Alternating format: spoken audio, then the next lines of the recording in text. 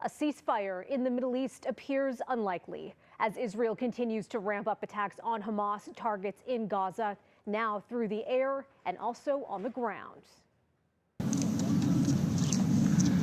Day and night, a relentless bombardment.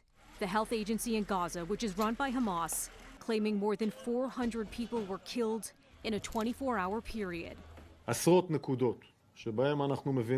military spokesperson confirming that ground forces have mounted a limited number of raids into the Gaza Strip.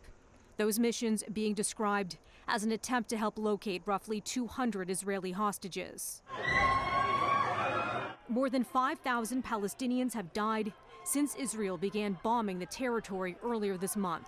One Gaza resident calling the most recent round of strikes the hardest night so far. A third round of aid arriving from Egypt through the Rafah border crossing. But those trucks simply aren't loaded with enough food and medicine to help the hundreds of thousands in dire need.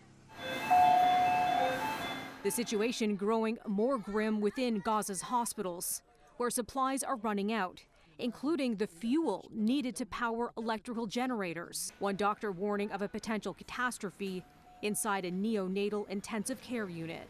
The small babies, we have more than 130 in our neonatal ICU units. What to do with them? They will, I think we are allowing them to die in peace. This is the issue if we don't have a fuel to run our generators in the hospital. Humanitarian groups continue to call for a temporary ceasefire to allow supplies to be delivered to those hospitals.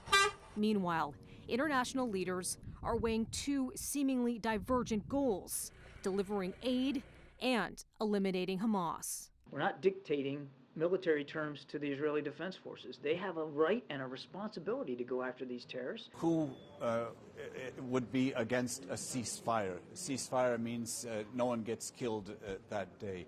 But we have to think about what the goals are. And for Israel, and I think for the Western world, the goal would be to go after Hamas, the terrorist organization. Melissa Duggan, City News.